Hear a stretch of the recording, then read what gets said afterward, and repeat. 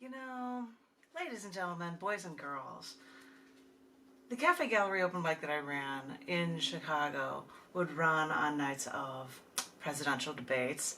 Right now, it's running when the actual election went on. I actually voted early this year, so I had this taken care of a week ago, and I wanted to ask my regular viewers on a regular camera, you guys aren't seeing it in a black and white filter.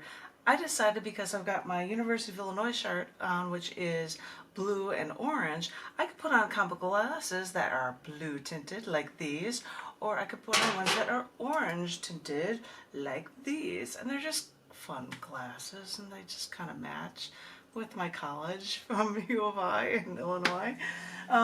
So I don't know which one works, so I thought I'd try them both for you guys. I thought I would share with you a week's worth of poems for the early November events that occur in the book Every Event of the Year, Volume 2, July through December. And I hope you appreciate them. I'm going to open up to the page. Hey, I've got a bookmark on the page, and it is set to my bookmark from passing my COVID clearance when I went to the doctor most recently, because these are the times that we're in. We can't get out in public, and we have to make sure that we're safe and usually wearing a mask. All right, I'm at home. I can be mask free today, but I thought I'd share with you some poetry that is from the beginning of November in honor of the time of year. And I don't think there's anything about presidential elections in here. I'm sorry about that. But I figured, I know today's the 3rd, and I might have something. Yeah, I think I might have something for today, for the 3rd for you. But I thought I'd start with the 1st of November, which is National Authors Day. And I've got a poem in here that is called, Oh, the Book is Better Than the Movie. Spotlights are on the entranceway. Paparazzi are lined along both sides. A stretch of limo pulls up, finally stops as the car door opens. Flash bulbs already start popping for whatever new illustrious writer will actually emerge. It's in our insta-moment gratification society, we idolize pop stars, actors, and sometimes the occasional sports figure. Illustrious awards ceremonies gratify these actors who temporarily play characters an author created for book pages. But no one in our insta-moment gratification society pays those authors much notice, even though they are the ones that got those characters in our heads. Oh, the book is much better than the movie, everyone would say, and it's heard countless times. So why isn't the author more revered than those temporary actors? They make the real difference. They create those things, those characters that you love. They should have the red carpet rolled out for them, for they deserve the world, for they make it better. A fun one for the authors, and if you see me taking off glasses, it's because it's really weird to look through colored glasses to try to read things. So I'm like, I don't know if I should have these glasses on or not while I'm doing this. But I thought I would jump to today, November 3rd, for a poem for you guys from this book, Every Event of the Year, Volume 2, July through December. Yay. And this is actually National Cliche Day today. It's actually National Cliche Day. So let's see how many cliches we can get into this poem. This is called Keep Your Chin Up. For Cliche Day. Keep your chin up. You know, ignorance is bliss, and they say love is blind. And for you, I was all in. I gave 110%, because you can't judge a book by its cover when actions speak louder than words. And then they say that you can't please everyone, though when what doesn't kill you will make you stronger. So I had to think outside the box when all is fair in love and war, because everything happens for a reason, And so I say, where there's a will, there's a way. For if misery loves company, let me at least be lucky in love. If I'm going back to square one, I'll go back to the drawing board. I can't beat around the bush when you're my better half. I'll burn the candle at both ends. I'll burn the midnight oil. Because come hell or high water, I'll go against the grain. I'll go for broke. Because for all intents and purposes, we're two peas in a pod. I have such high hopes when you make me happy as a clam. In other words, you make the sun rise. You're the bee's knees. You're the icing on the cake. So I'll keep my chin up and I'll keep my fingers crossed in this labor of love. I'll let my hair down. So, needless to say, our moment in the sun will be our moment of glory. Mark my words, nothing ventured, nothing gained. You're one in a million. You're the apple of my eye. You're pure as the driven snow, not fresh fallen, but driven. and this is why it's right as rain, and my only choice is to seize the day. It takes two to tango, and I'm the real deal. You're too good to be true, so I'll take my chances. You only live once, so let's take the plunge. Oh my god, that's so incredibly weird to say so many different cliches and try to cram them into one poem for you guys. That was for Cliche Day today, November 3rd. Come up with some cliches about which president should be winning in the United States. I think that's an appropriate thing to do. Let's skip ahead and actually go to, I'm going to see how the blue tint works versus the orange tint. They're both difficult to read. It's crazy, but these are fun, darker glasses, darker frames. Anyway, actually the 4th of November, tomorrow, is actually called King Tut Day, because that was the day that his tomb was discovered back in 1922. So, for King Tut Day, which is tomorrow, November 4th, I've got a poem for you called Eternal Salvation in Hieroglyphics. In their desire to live forever, their ancient Egyptian tombs were preciously decorated with instructions to battle obstacles after shedding their mortal coil before they have eternal life. Gemstone amulets protected their mummified corpses unless robbers came to rob their tombs and destroy eternal salvation. So it is a miracle when more than pottery shards are found thousands of years later, because all humankind has their beliefs, their traditions to protect them from what they don't understand. So one king in one unlooted tomb found only 100 years ago reveals so much about their culture, their future cultures, and even our own culture. For it shows us how we cope with fears, but also how we fight them, so we can then think we can have what we could never actually attain. If you think about that, that's so true, of how we view the afterlife and what we should do and how different cultures and societies prepared for it, which is absolutely fascinating, which is a thrilling thing to learn when you look at ancient Egyptian history as well. But I'm talking too much about that one. I should be going over to November 6th, the next day on this book here, because that is actually for the 1572 observation of the supernova SN 1572, Tycho's nova, or Tycho's supernova, in the constellation Cassiopeia. This huge thing happened in 1572 on November 6th, and it freaked people out. And so, I have a poem for you about it here, and it is called Queen of the Night Sky. After the Middle Ages, during the Renaissance, the flash of a new star appeared in the throne of the Queen of the Night Sky, Cassiopeia, which challenged the Aristotelian classic dogma of the unchangeability of the stars. Many saw this gem, but none knew how to make sense of it.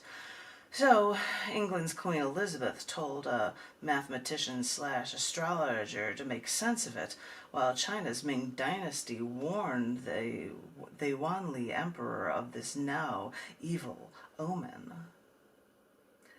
But this new star, brighter than Venus or Jupiter, was even brighter than William Shakespeare, while they both shared that same simple scrap of youthful time, back when the world didn't make sense of what they saw, and relied on astrologers or ancient lore.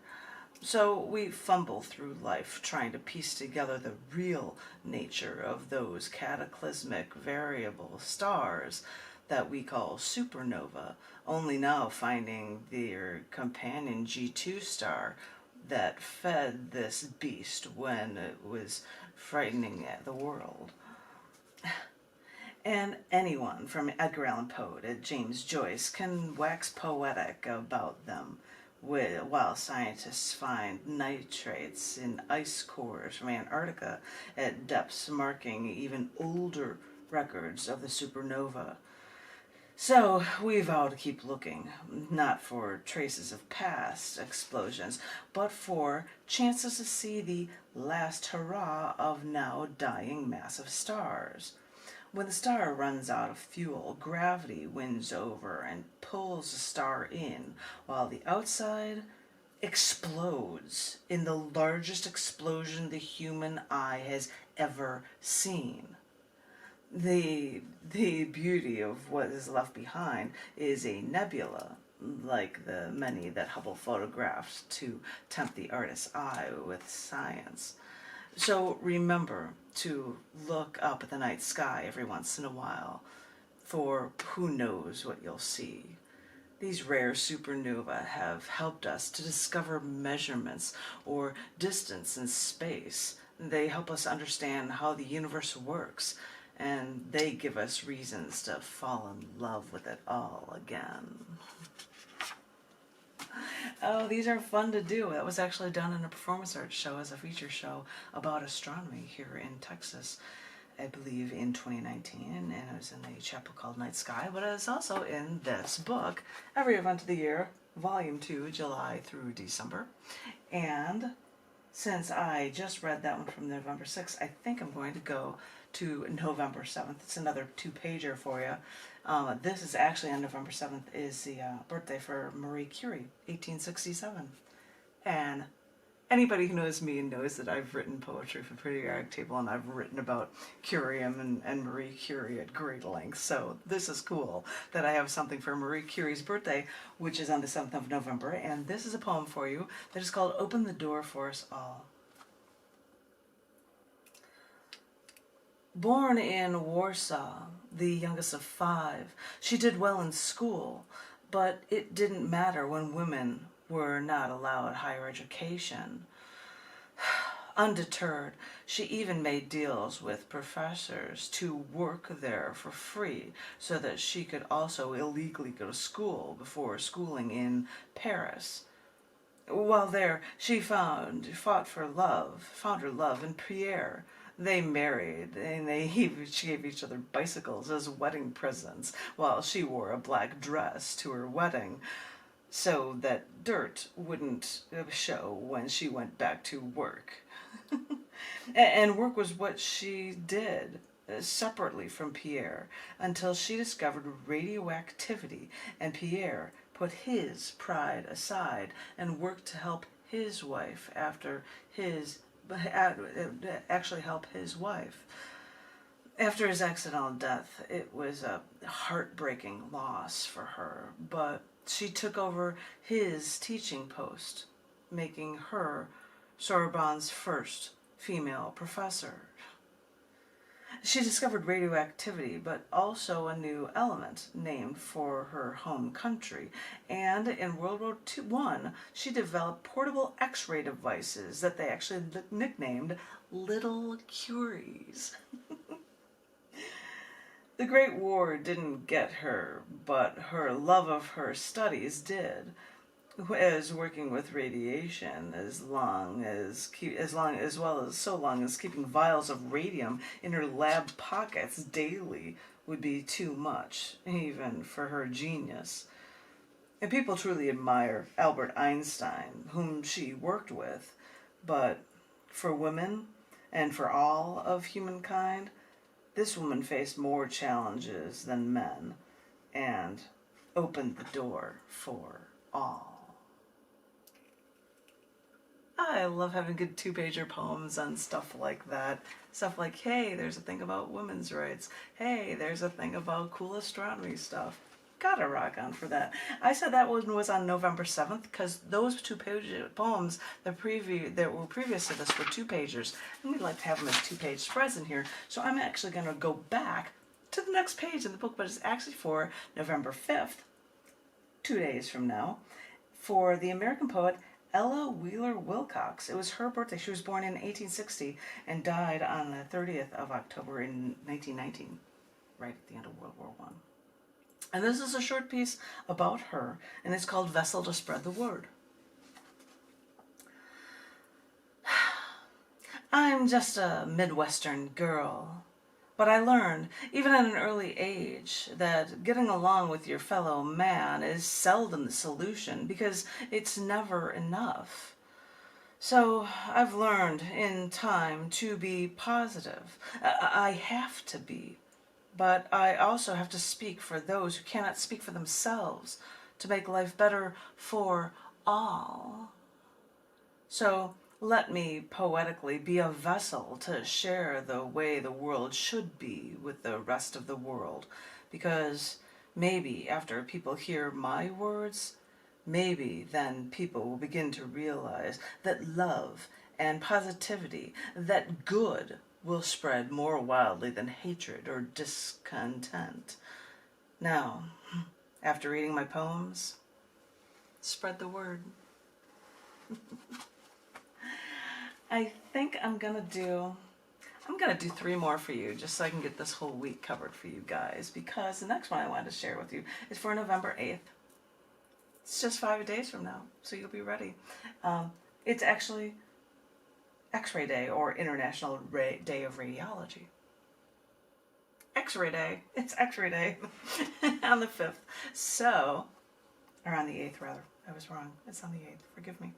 So this is in honor of this poem in this book, and it's called X-raying Metal Under My Skin.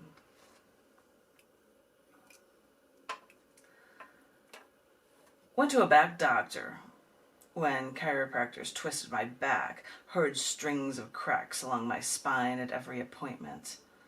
And at one point, they took an x-ray of my chest and back, checking for any disc injuries and inspecting for curvature of my spine. Went into the office. They brought me to a room, turned a light box on the wall, placed my x-ray in the light, and asked, "What is this?" And they pointed at what almost looked like an angular spider missing a few legs in one of my veins.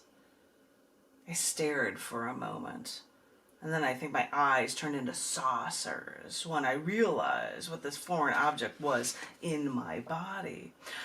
"Oh, that's a Vena Cava filter," I said to them. It was placed in me back when I was in a coma, and they didn't know when I'd wake up.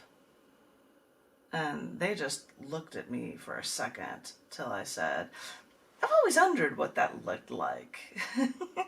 And although it's metal in my vein that would vibrate, tear through the veins to my heart, and instantly kill me if I ever had an MRI scan, although this metal was placed in my vein without my consent when I was in a coma, despite this, I wanted this x-ray. so that I could feel some sort of connection to this invader. I know, it's only there to stop blood clots from traveling to my heart or lungs or brain that would kill me. I know it's only supposed to be there to help, but this foreign object has taunted me for too many years now, planting seeds of distrust in the back of my mind. This microscopic monster was placed in my vein, driving this love-hate relationship I now have to this non-human object embedded deep inside me. I know it's there. At times, I think I can feel it. I think this metal mini spider is also scratching at my soul to remind me that something foreign has invaded me. I can't claw it away, and while I hate it, and I need it, it always reminds me that there is something deep inside me that will invade me like this, forever. Oh, that's so wild. Okay. I hope you enjoyed that one. I've got 2 more for you so we can cover the week for you guys. Because this next one is also for November 8th. There are 2 things that happen on November 8th. Can you believe it? And they are both represented in this book, Every Event of the Year, Volume 2, July through December. On November 8th is actually also the day that Elizabeth Christine of Brunswick-Wolfenbüttel-Bevern, that's huge area. It was her birthday in 1715, and she was the longest serving queen of Prussia. So I had to write about the longest serving queen of Prussia. It's a funny story, so I hope you guys like it. This one is called Otherwise Reigns Supreme. Stuck in my head is the movie Monty Python and the Holy Grail, and that scene where a father arranges a marriage for his son, but this prince rejects it. For Crown Prince Frederick of Prussia, who in 1733 failed his attempt to flee his father's tyrannical regime, he was ordered to marry a woman, Elizabeth Christine, with his choice arranged by the Austrian court to secure influence over Prussia. Unlike Monty Python's Holy Grail, where the prince, in being rescued, tries to escape his tower, this Prussian prince relented, but on his wedding day, he spent 1 hour with his 17-year-old bride before walking outside alone all night. He obviously wanted to be free of this woman, and most women, as he never cheated on her, so they spent most of their time apart. Elizabeth Christine was at first so distraught after this prince wouldn't return her affection, but she learned that since they were now married, they could ask anything of the king and remain comfortably secure until the king's death, which made her queen. When her husband, now king, didn't want the tedium of being king, he just decided to let her rule. This situation was starting to suit her fine. They now lived separately, and since the ceremonial court life didn't suit him, he left that to her. So that suited her just fine too.